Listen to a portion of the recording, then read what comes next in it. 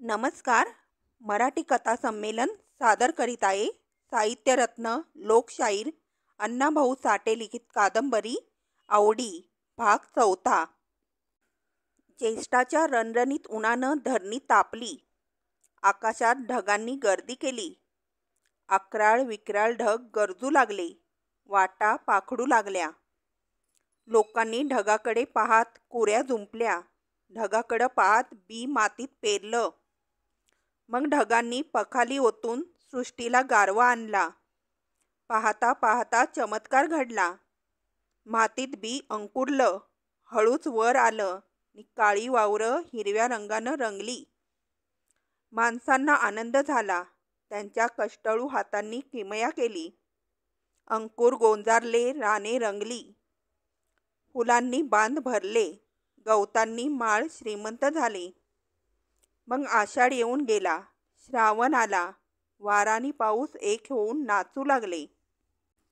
आवडी हर्षभरीत झाली होती. तिला कसलंही दुःख नव्हतं. विवचना नव्हती. ती माहेरच्या मंगल सुखात नावून निघाली होती. ती घर आवरून मळ्यात जात होती. आईबापांना मदत करीत होती. बांधावर उभं राहून भिजून चिंब होत होती. ती हसत होती. फुलपाखरांशी खेळत होती. मग दिवसाबरोबर घरी येत होती. ती पावसाच्या सरी अंगावर घेत होती. ती पादीतून चालू लागली की खरभरीत चिखल तिच्या पायाखाली पिचकाऱ्या मारीत होता. आवडी उगीच चमकत होती. आवडी भिजली की तिची चोळी अधिकच तंग होत होती. ओलं लुगडं तिच्या देहाशी एकरूप होत होतं आणि मग तिची रसरशीत काया वस्त्राबाहेर ओसंडत होती. भरलेली घागर हेंदकाळावी तशी आवडीची काया वस्त्रातून बाहेर उसळत होती. आणि अशा स्थितीत आवडीला पाहून नागू पापण्या पाडीत होता आणि अधिकच खिन्न होत होता. पण तो बोलत नव्हता. एकदा आवडी भिजून आली. तिला पाहून नागू वरमला.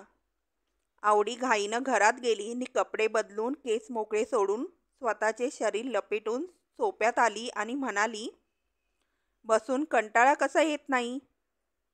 ते शब्द नागूला लागले. पण तो शांतपणे म्हणाला, मला पावसाची भीती वाटते. पण तू का भिजतेस? पुढील वर्षी जो जगेल तो भिजेल. मला भिजलं म्हणजे बरं वाटतं. हे ऐकून नागू हसला. कार्तिक महिना आला. तुळशीची लग्ने लागली आणि माणसांच्या लग्नाचा मार्ग मोकळा झाला. गावोगाव घरोघर लग्न जुळू लागली. रावा रंकांच्या दारात मांडवं उभी राहिले. सनई भैरवीचे गंभीर स्वर आळवू लागली. नवरा नवरीवर तांदूळ पडू लागले. वराती फिरू लागल्या. नव्या नवऱ्या हळदीनं पिवळ्या होऊन नवी धडूतं नेसून मिरवू लागल्या. वातावरण आनंदानं धुंद झालं. काही मुली लग्न होऊन तांदळवाडीला आल्या होत्या. काही मुली तांदळवाडीतून आपल्या सासरी गेल्या होत्या. आवडी बावरली होती. आपल्यालाही एखादी दिवशी असंच जावं लागेल याची ती विचार करीत होती. एके दिवशी सकाळीच बोरगावचा भगवंतराव पाटील 2 बैलगाड्या जुंपून आणि बरीच शहाणी माणसं आपला तरणाबांड मुलगा उत्तमराव यांना घेऊन तांदळवाडीला आला आणि तात्याबा चौगुल्याच्या अंगणात आपलं बिराड उतरवलं. मग आम्ही पाहुणं व्हायला आलोय असं त्यानं जाहीर केलं. भगवंतराव पाटील म्हणजे मोठा माणूस असं त्या भागात मानलं जात होतं. तो स्वतः आपल्या दारी आलेला पाहून तात्याबाच्या वाड्यात गडबड झाली. नागूनं घुंगडी अंतरली. पाहुण्यांनी आणि गावकऱ्यांनी सोपा भरला. आवडी चकित झाली. भगवंतरावानं आवडीला पाहिली आणि संतुष्ट होऊन तो म्हणाला, मंडळी, मुलगी आम्हाला पास झाली. आता वेळ थोडा उरलाय. दिरंगाई करून कार्यक्रम उरकता येणार नाही. ठरवून टाका बरं. या शब्दांनी आरंभ होताच माणसं बोलू लागली. आवडीचं लग्न ठरू लागलं. पण तात्याबा चौगुला मध्येच म्हणाला, पाहुण्यांनी नवरी पास केली. पण नवरा मुलगा बघूनच आम्ही होकार देऊ. हे ऐकून भगवंतराव म्हणाला, ताकाला जायचं नि मोगा दडवायचा हे आम्हाला येत नाही. आमचा मोगा आमच्या बरोबर आहे. ह्यो बघा, असं म्हणून त्यानं उत्तमरावाकडं बोट केलं. सर्वांनी उत्तमला पाहिला. गोरा, तरुण, देखणा उत्तम तात्याबाला पसंत झाला. भगवंतराव, त्याची पोलीस पाटीलकीची सनद, 4 करते मुलगे, 12 बैलाची दानव, अर्ध्या शिवारावरची मालकी. मग तात्याबा काय बोलणार? त्यानं लग्न ठरण्याला होकार दिला. लगेच भगवंतराव म्हणाला, उगाच बचकत पाणी धरून बसण्यात अर्थ नाही. आम्ही मुलीला भारभार सोनं घालू नि हुंडा म्हणून कवडी घेणार नाही. बोला. मग काय बोलायचं राहिलं? सर्व लोक एकदम म्हणाले. भगवंतराव गरजला, मग फोडा सुपारी. आवडीचं लग्न ठरलं. सुपारी फुटली. सर्वत्र आनंदी आनंद झाला. पुरणपोळीची तयारी झाली. डाळ चुलीवर चढली. आवडीचा आनंद गगनात मावेनासा झाला. ती हर्षभरीत झाली. आणि उत्तम बोरगावला निघाला. आवडी, नागू, बयाबाई यांना आश्चर्य वाटलं. अहो, असं कसं? जेवून जा, असा गावकऱ्यांनी आपला आग्रह केला. पण त्यानं कुणाचंच ऐकलं नाही. आणि भगवंतराव म्हणाला, सरकारी कामगिरी हाय, जाऊ द्या. आता काय तुमचा जावाय, तुम्ही बघितलाय. लग्न लागलं की झालं, कवा बी येईल परत. मग सर्वांचा नाईलाज झाला आणि गाडी जुंपून उत्तम बोरगावला गेला. तो अचानक का गेला या विचारानं आवडीत चमकली. एवढं कसलं काम होतं? तो आला आणि लगेच का गेला? आवडीचं डोकं सुन्न झालं. बयाबाईला वाईट वाटलं. पण मुलगा चांगला आहे, आपण पाहिला. गेला असल काहीतरी तातडीच्या कामासाठी, असं म्हणून सर्वांनी स्वतःचं समाधान करून घेतलं. सोप्यात बोलणं रंगलं. ठराव अराव झाले. तिथी ठरल्या. सर्व काही निश्चित झाले. आवडीचं लग्न ठरल्याचं ऐकून तांदळवाडीच्या लोकांच्या आनंदाला पारावार उरला नाही. आली आली म्हणत ती तिथी आली. 5-50 गाड्या वराड बोरगावला गेले. अनेक पे पाहुणे जमले नि आवडीवर तांदूळ पडले. वरात निघाली. चंद्रज्योती पेटल्या. भुईनळे उडाले. बयाबाई, तात्याबा यांनी समाधानाने निश्वास सोडला. लग्न उरकून नवरीसह वराड परत फिरले. तेव्हा 5 दिवसासाठी नवरदेवानं तांदळवाडीला चलावं अशी तात्याबानं विनंती केली. तेव्हा भगवंतराव सहज म्हणाला, माझ्या मुलाला परक्या घरी जाणं परवडत नाही.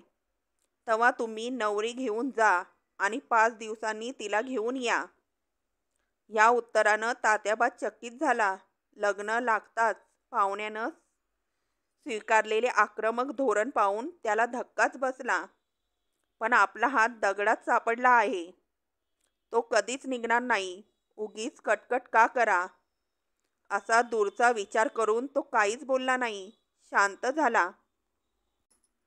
पण पुन्हा आवडीला संशय आलाय. हे असं का? माझं माहेर यांना परक कसं? 5 दिवसांसाठी आल्यानं काय बिघडणार होतं? मग हा नकार का? याचा सरळ नकार नाही. यामागे काहीतरी गुपित दडलं असावं. नाहीतर लग्न झालेले नवरे हौसेने सासरवाडीला जातात. मग यांनाच का परवडत नाही? हा काय प्रकार आहे? आवडी विचारांच्या वावड्या उडवू लागली. मनात चिडली. ही माणसं काहीतरी काळं दडवीत आहेत असं ठरवून बापाला म्हणाली, आबा, नाही येऊ दे, चला आपण. आवडी तांदळवाडीला आली. 5 दिवस राहिली आणि 6व्या दिवशी सासरी निघाली. नागू तिला घालवीत निघाला. पहाट झाली होती. गाडी मंद गतीने चालत होती. नागू बैलाचे कासरे धरून शांत बसला होता. बैलांच्या गळ्यातील चाळ घळघळत होते. आवडी अंगावर शाल घेऊन गाडीत बसली होती. नागूनं काहीतरी बोलावं असं तिला वाटत होतं, पण नागू बोलत नव्हता. त्यामुळे ती अस्वस्थ होऊन आजूबाजूला पाहत होती. रात्र किती उरली आहे याचा अंदाज करीत होती. नागू कसला तरी विचार करीत होता. त्याचा तो विचारमग्न चेहरा पाहून आवडी भ्याली होती. एवढ्या रात्री नागूनं मला बाहेर का काढली असं ती मनात म्हणत होती. आणि त्याच वेळी ती पुन्हा पुन्हा परतून तांदळवाडीकडं पाहत होती. आपलं माहेर, आईचं घर इंचा इंचानं दुरावत आहे. आता आपण परक्या घरी जात आहोत. आता माहेर धर्माचं काय होणार? कधीतरी सणावाराला दिसणार आणि तेही त्यांनी धाडलं तर, नाहीतर नाही. आई बाप बहीण भाऊ ही सर्व कधीतरी भेटणार या दुःखानं आवडी तळमळत होती. पुढं पाहावं तर नागू मख्ख चेहरा करून बसला होता. तो एकदाही वळून पाहत नव्हता. आवडी बेचैन झाली होती. गाडी एका पादीत शिरून चालू लागली. दुर्थपा असलेल्या झाडीनं गाडीत अधिकच अंधार वाढला. आवडीला भीती वाटली. ती म्हणाली, दादा, एक गोष्ट बोलू? काय म्हणणं आहे? काही नाही. तुझा मेवना तांदळवाडीला का आला नाही? ही काही विचार करण्यासारखी बाब नाही, नागूनं उत्तर दिलं. मग विचार करण्यासारखी बाब कसली असते? तेच मला सांगता येत नाही. मोठ्या माणसालाच कधी कधी लहान गोष्टी जड होतात. आवडू? नागूनं आवडू या शब्दावर जोर दिला. मला नाही समजलं हे. आवडी चकित झाली. नदीच्या पाण्यात प्रचंड लाकूड तरंगतं आणि लहानचा ताईत चटकन बुडतो. नागू म्हणाला, म्हणजे जे जड दिसते ते तरंगते आणि लहान दिसणारे बुडते. नागूच्या या बोलण्याचा आवडीला अर्थच समजला नाही. ती उगाच म्हणून गप्प झाली. पुन्हा बोललीच नाही. उजाडता उजाडता उजाडलं. दाही दिशा लखलखीत झाल्या. आवडी निर्धास्त झाली. गाडीचा वेग वाढला. ती एका माळानं बोरगाव जवळ करू लागली. दुपारच्या आत बोरगाव दिसू लागलं तशी ती आवडी बावरली. आपलं गाव म्हणून तिनं तिकडं पाहिलं. मग तिची नजर आपल्या वाड्यावर स्थिरावली. क्षणात तिला उत्तमची आठवण झाली आणि ती मनात लाजली. आता तो लवकरच आपली गाठ घेणार, आपला मालक म्हणून. मग त्याच्या पुढं आपण उभं कसं राहायचं बरं? आता त्याला टाळताही येणार नाही नि शक्यही नाही. मग ती पुढील कल्पनेनं तिचं काळीज विरघळलं नि हसली. एक विपुल लहर तिच्या हृदयात दडली. मग तिनं वळून तांदळवाडीकडं पाहिलं. आडवा डोंगर उभा होता. त्यावर तिची नजर टरकून परत फिरली. गाडी वेशीतून सरळ पुढे जाऊन पाटलाच्या वाड्यापुढं थांबली. चाकरांची धावपळ झाली. आवडीची सासू पुढं झाली. तिनं लिंब लोणी उतरून टाकलं नि आवडीला वाड्यात नेली. तेव्हा स्वतःच्या रूपानं नि सासरच्या वैभवानं ती भारावली होती. आपल्या इतकं सुख कुणाच्याच वाट्याला आलं नसेल असं तिला वाटत होतं. दुसऱ्या दिवशी नागू परत निघाला तेव्हा आवडीचे डोळे भरून आले. नागूला बाजूला घेऊन ती म्हणाली, आषाढ निघण्यापूर्वी मला न्यायला ये. वाट पाहायला लावू नको. आई बाबा यांना सांग मी खुशाल आहे. आवडीनं हुंदका दिला आणि नागूनं चकित होऊन विचारलं, काल आलीस आणि आज परत जाण्याची घाई? पुढं कसं व्हायचं ते तुला नाही कळायचं. आवडी डोळे पुसून म्हणाली, एका घरी जन्मून दुसऱ्या घरी जन्म गुदमरायचा याचं दुःख तुला कसं समजणार? जर तू माझ्या जागी असतास तर? मग आषाढ निघण्यापूर्वीच मी तुला न्यायला येतो असं सांगून नागू तांदळवाडीला गेला आणि आवडी आपल्या संसारात एकरूप झाली. गावातील आयाबायांनी येऊन आवडीला पाहिली, कौतुक केलं आणि रूपानं गुणानं आवडी बोरगावातही आगळी ठरली. 4 दिवस लोटले. 5वा उगवला. उत्तम अजून आवडीसमोर आला नव्हता. आता गाठ पडेल मग तो दिसेल या विचारानं आवडीच्या अंतरीची ओढ वाढत होती. ती उत्तमला पाहण्यासाठी आतुर झाली होती. त्याची वाट पाहत होती. तो समोर आला की कसं बोलावं, काय बोलावं हे मनात निश्चित करीत होती. सकाळचा स्वयंपाक उरकला. न्याहारीची वेळ झाली. उत्तम आता न्याहारीला येत आहे अशी कुणकुण उठली तशी आवडी घाबरली. तिचं काळीत धडधडू लागलं, पण त्याच वेळी डोळे बावरून त्याची वाट पाहू लागले. तोच सासूबाई जवळ येऊन म्हणाली, "सुनबाई जी." आवडी हुंकारली. उत्तम 4 दिवस मळ्यात होता. "मग आज रात्री तुमचं बिराड माळीवर आ?" "हो." सासू निघून गेली आणि आवडीच्या काळजाचं पाणी पाणी झालं. तिच्या आयुष्यातील पहिली रात्र येणार होती. त्या रात्री ती एकाकी उत्तमला भेटणार होती. जगातलं सारं सुख ती भोगणार होती. त्या केवळ कल्पनेनंच तिचं हृदय धडधडू लागलं. अंगात मुंगी सळसळू लागली. मस्तक जडजड झालं नि डोळ्यापुढं उत्तम दिसू लागला. आवडी भिंतीला पाठ लावून रात्रीचा विचार करू लागली. इतक्यात अंगणात पळापळ झाली. गलका वाढला. आवडी पळत सोप्यात गेली आणि समोर पाहू लागली. कुणीतरी ओरडलं, "पळा, उत्तमला फेफरं आलं." तशी आवडी बावरली. 2 पावलं पुढे गेली. उत्तम गाडीतून आला होता. गाडी उभी राहताच त्याला फेफरं आलं होतं. तो बसल्या जागीत गुरगुरत होता. त्याची धडपड वाढत होती.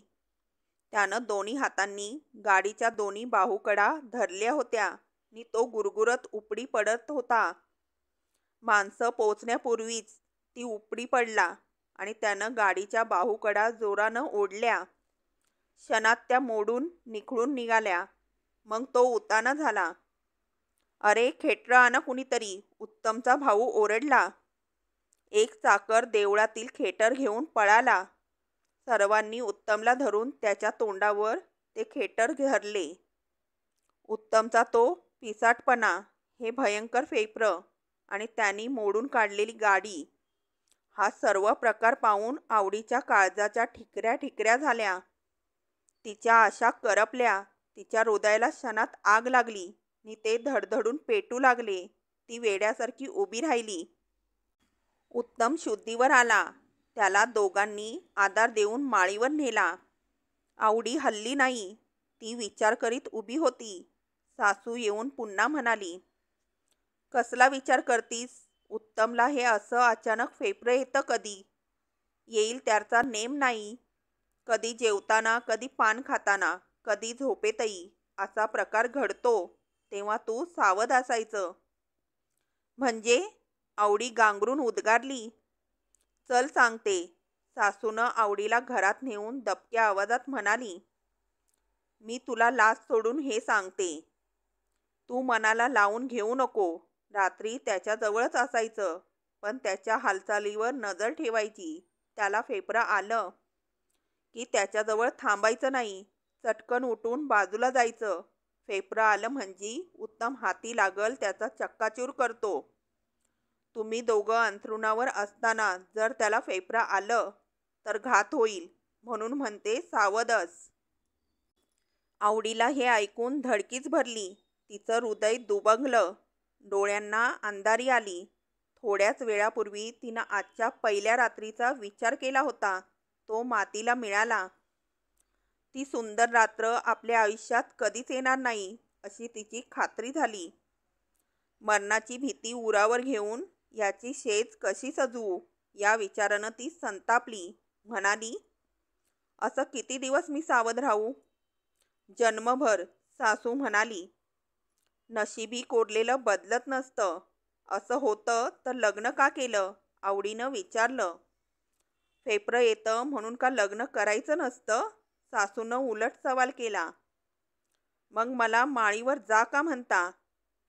"मग लग्न करून उत्तमचा काय फायदा? मग मला काय मिळालं?" आवडीचा आवाज चढू लागला. सासू व सून यांची तडातडी सुरू झाली. आवडीनं "मला काय मिळालं म्हणतात?" सासू तरकटली. म्हणाली, "तुला काय कमी आहे? पोलीस पाटलाची सून, पोलीस पाटलाची बायको, अमाप दौलत, बैल डोरं, वाडा जमीन नि संसार, आणि नवरा आवडी मध्येच किंचाळली आणि सासू गुरकली, नवरा पण. आणि मरण? आवडीचा तोल सुटला. ती वैतागून म्हणाली, नवऱ्याला कधी फेपरं येईल याचा नेम नाही.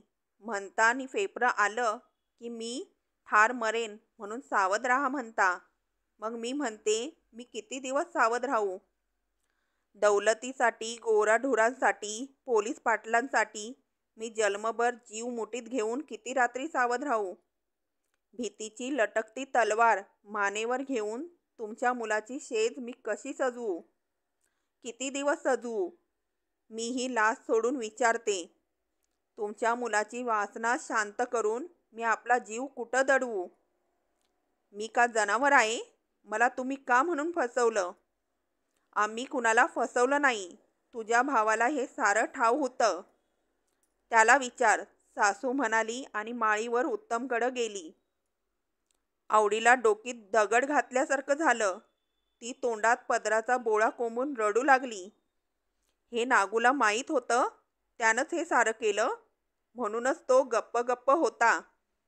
काल येताना बोलत नव्हता, विचार करीत होता. अखेर भावानंच माझा गळा कापला असं म्हणून तिनं तोंडावर हाणून घेतलं. तिला त्या दौलतीची, त्या पाटीलकीच्या दिमाखाची नि सासूच्या बोलण्याची किळस आली. ती स्वतःला सांगू लागली, यांनी मला फसवलं. प्रथम यांनी येऊन मला पाहिली, पसंत केली. कसोटीवर सोनं घासून घ्यावं तशी मला पारखून घेतली. पण यांनी मला फसवलं.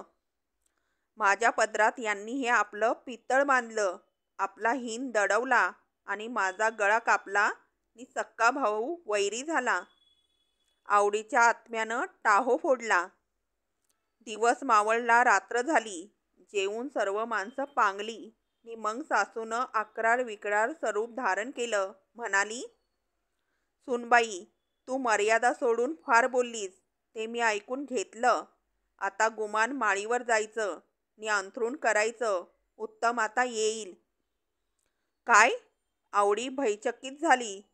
सासू म्हणाली, मी परत परत सांगत नसते. नांदण्याचा आरंभ बोंब ठोकून करू नका.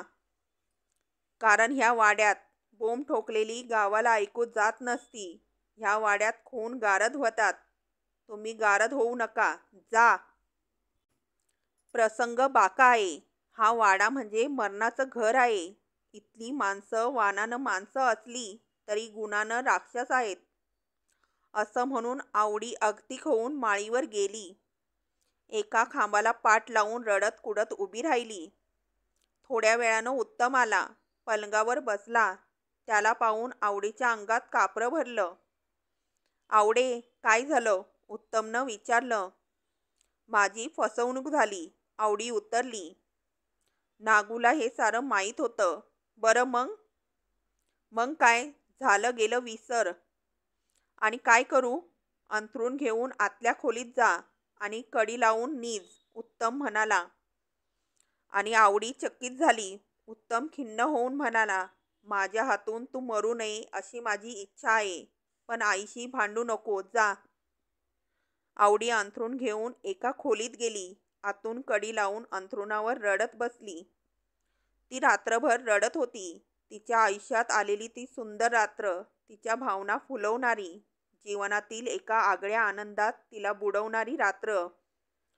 फुलाप्रमाणे उमललेल्या तारुण्यानं बहरलेल्या तिच्या नाजूक भावनांना अनंत रंगांनी न्हावून घालणारी ती पहिली रात्र आवडीनं रडत काढली. सकाळी सासूला आनंद झाला.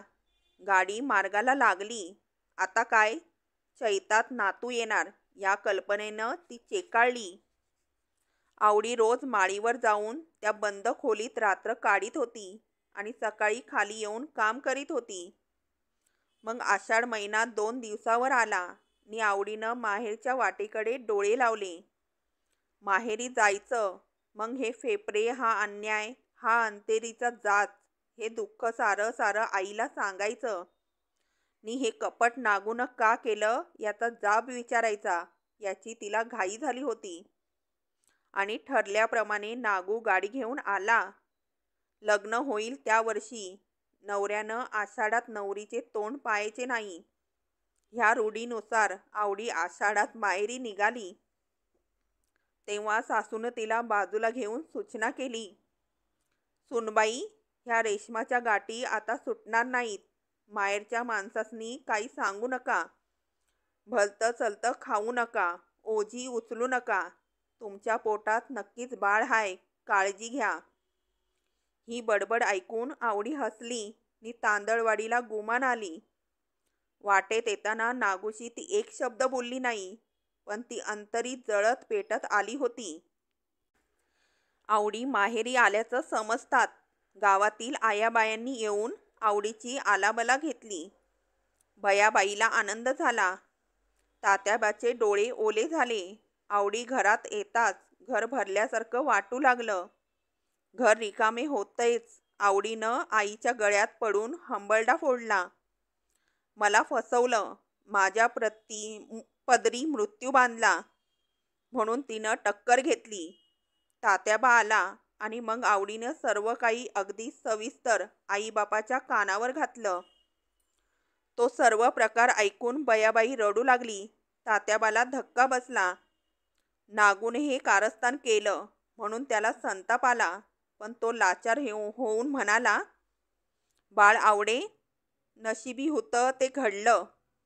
आता रडून काय होणार? भांडं बदलता येतं, पण नवरा बदलता येत नाही. आणि मुलीचा जन्म निराळा असतो. तिला दिल्या घरी नाहीतर याल्या घरीच मेलं पाहिजे. तिला मरण्यासाठी तिसरी जागाच नसती. या उपदेशानं आवडी अधिकच भडकली. तिनं तोंड बडवून घेतलं. केस सोडले. म्हणाली, मी दिल्या घरीच म्हणायचं तर कशी मरू? मी नवऱ्याच्या हातून मरू का झुरून झुरून मरू? मग असं करा, मला याल्या घरीच मरू द्या. धीर धर, मग बघू. असं म्हणून तात्याबानं वेळ मारून नेली. नंतर आवडी नागूला म्हणाली, दादा, तुला सारं माहीत असून माझा हा घात का केलास? मी काय करू? काही करू नको. नागू निर्विकार चेहरा करून म्हणाला, तुझ्या सुखापेक्षा तुझ्या घराण्याची अब्रू फार मोठी आहे. तिचा विचार कर नि नांद.